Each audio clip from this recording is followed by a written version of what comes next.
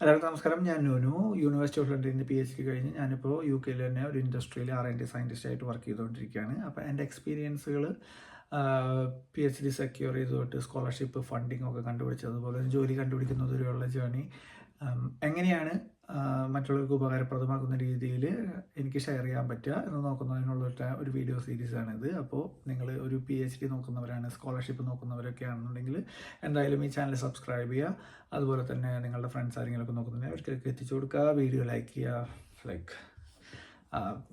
Support ചെയ്യുക ഫുള്ളിയായിട്ട്. അപ്പോൾ നമ്മൾ ഇന്ന് നോക്കാൻ പോകുന്നത് PhD നമ്മൾ UK അപ്ലൈ ചെയ്യുമ്പോൾ UK PhD നമ്മൾ അപ്ലൈ ചെയ്യുന്നത് കൃത്യമായിട്ട് എങ്ങനെയാണ്, നല്ല യൂണിവേഴ്സിറ്റികളിൽ എങ്ങനെയാണ് ഫണ്ടിങ്, അവർ അഡ്വർടൈസ്മെൻറ്റ്, അതിൻ്റെ ഒരു മെയിൻ സ്ട്രക്ചർ പറയാൻ വേണ്ടിയിട്ടാണ് നമ്മൾ ഈ വീഡിയോ ചെയ്യുന്നത്. അപ്പോൾ UK PhD ചെയ്യുക എന്നുള്ളതിന് മെയിനായിട്ട് 3 വഴികളാണ് ഉള്ളത്. അതിൽ ഏറ്റവും ഒന്നാമത്തെ എല്ലാവരെ കൊണ്ടും എന്ന് വെച്ച് കഴിഞ്ഞാൽ മെജോറിറ്റി ഓഫ് സ്റ്റുഡൻസിനെ കൊണ്ടും പറ്റാത്ത തരത്തിലുള്ളൊരു കാറ്റഗറി എന്ന് പറയുന്നത് നമ്മൾ സെൽഫ് ഫണ്ട് ചെയ്തിട്ടുള്ള PhD ആണ്. അതായത് 4 വർഷത്തെ PhD ആണെന്നുണ്ടെങ്കിൽ 4 വർഷത്തെ ഫീസും നമ്മൾ നമ്മളുടെ കയ്യിൽ നിന്ന് എടുത്ത് അടച്ച് ചെയ്യുന്ന തരത്തിലുള്ള PhD. അങ്ങനെ ചെയ്യുന്നവർ ഉണ്ട്. മലയാളീസിന് വളരെ കുറച്ചാണ്, അതായത് ഇന്ത്യയിൽ നിന്ന് വരുന്നവർ വളരെ കുറച്ചാണ് അങ്ങനെയുള്ളവരെ ഞാൻ കണ്ടിട്ടുള്ളൂ. പക്ഷേ ഈ ചൈനയിൽ നിന്നുള്ള സ്റ്റുഡൻസും മെക്സിക്കോയിൽ നിന്നുള്ള സ്റ്റുഡൻസും ഒക്കെ സെൽഫ് ഫണ്ട് ചെയ്ത് വരുന്നവരെ ഒരുപാട് കണ്ടിട്ടുണ്ട്. എന്ത് പറ്റിയേക്കടു വീഡിയോ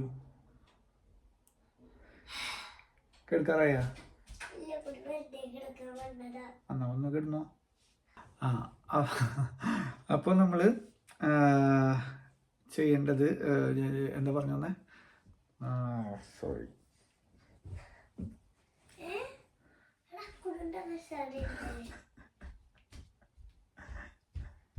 അക്കടു. അപ്പോൾ ഞാൻ വീഡിയോ ഒന്ന് കംപ്ലീറ്റ് ചെയ്തോട്ടെ പ്ലീസ്.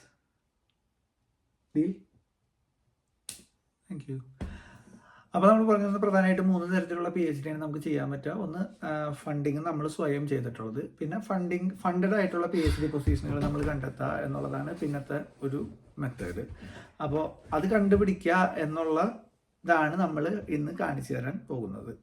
പിന്നെ 3ാമത്തെ മെത്തേഡ് എന്ന് പറഞ്ഞാൽ നമ്മൾ സ്വന്തമായിട്ടൊരു സ്കോളർഷിപ്പ് കണ്ടുപിടിച്ചതിന് ശേഷം PhDക്ക് അപ്ലൈ ചെയ്യുക എന്ന് വെച്ച് കഴിഞ്ഞാൽ ജനറൽ ആയിട്ടുള്ള ഇപ്പോൾ ചീവനിങ് ഒക്കെ പോലെയുള്ള വളരെ പോപ്പുലർ ആയിട്ടുള്ള പ്രസ്റ്റീജിയസ് ആയിട്ടുള്ള സ്കോളർഷിപ്പുകളൊക്കെ നമ്മൾ കിട്ടിയതിന് ശേഷം PhDക്ക് ആയിട്ട് വരാം.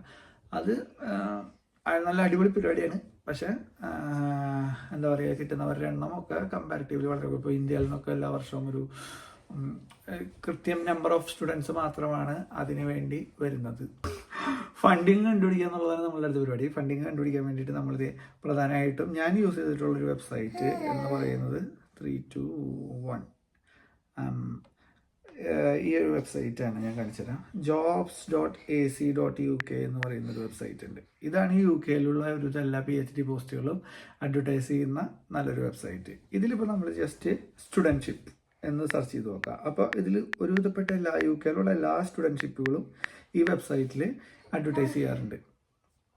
ഇതൊക്കെ ഉണ്ടാവും. അപ്പോൾ ഇതിൽ നമ്മൾ നോക്കിക്കഴിഞ്ഞാൽ നമുക്ക് കാണാൻ പറ്റും ഈ ഒരു സ്റ്റുഡൻഷിപ്പ് എടുത്ത് നോക്കി കഴിഞ്ഞാൽ studentship supported for 3.5 years include for home tuition fee എന്ന് വെച്ച് കഴിഞ്ഞാൽ UK സ്റ്റുഡൻസിന് വേണ്ടി മാത്രം അപ്ലൈ ചെയ്യാൻ പറ്റുന്ന പോസ്റ്റാണത്. അപ്പോൾ അങ്ങനെയുള്ള ഒരുപാട് പോസ്റ്റുകൾ നമ്മൾ കാണാം. ഇതിൻ്റെ ഇടയിൽ നമ്മൾ അന്വേഷിച്ച് കണ്ടുപിടിക്കേണ്ട സാധനം ഇതിപ്പോൾ നോക്കി കഴിഞ്ഞാൽ ഈ PhD ഡീകാർബണൈസിങ് ഒക്കെ ഇത് ജസ്റ്റ് നോക്കി നോക്കാം. ഇത് UK ആൻഡ് ഇൻ്റർനാഷണൽ സ്റ്റുഡൻസ് കണ്ടോ. ഈ ന്യൂകാസിൽ യൂണിവേഴ്സിറ്റിയിൽ നമ്മൾ UK സ്റ്റുഡൻസിനും ഇൻ്റർനാഷണൽ സ്റ്റുഡൻസിനും വേണ്ടിയിട്ട് ഫണ്ടിങ് ഉള്ള ഒരു PhD പോസ്റ്റാണ് ഇതിൽ അഡ്വർടൈസ് ചെയ്തേക്കുന്നത്. അപ്പോൾ ഇതിൽ നമ്മൾ കൃത്യമായിട്ട് വായിച്ചു കഴിഞ്ഞാൽ നമുക്ക്, ഞാനത് പെട്ടെന്ന് നിർത്താണ്, എങ്ങനെയാണ് നമ്മളിത് അപ്ലൈ ചെയ്യുക എന്നുള്ള കാര്യങ്ങൾ കൃത്യമായിട്ട് നമുക്ക് മനസ്സിലാവും. PhD process industry net zero VNC eligibility criteria you must have to expect to gain a minimum ഒരു മാസ്റ്റേഴ്സ് ഡിഗ്രി ഇൻ്റർനാഷണലി ഒരു നല്ല ഇക്വലൻ്റ് ആയിട്ടുള്ള മാസ്റ്റേഴ്സ് ഡിഗ്രി ഉണ്ടെന്നുണ്ടെങ്കിൽ നമുക്കിതിന് അപ്ലൈ ചെയ്യാൻ പറ്റും.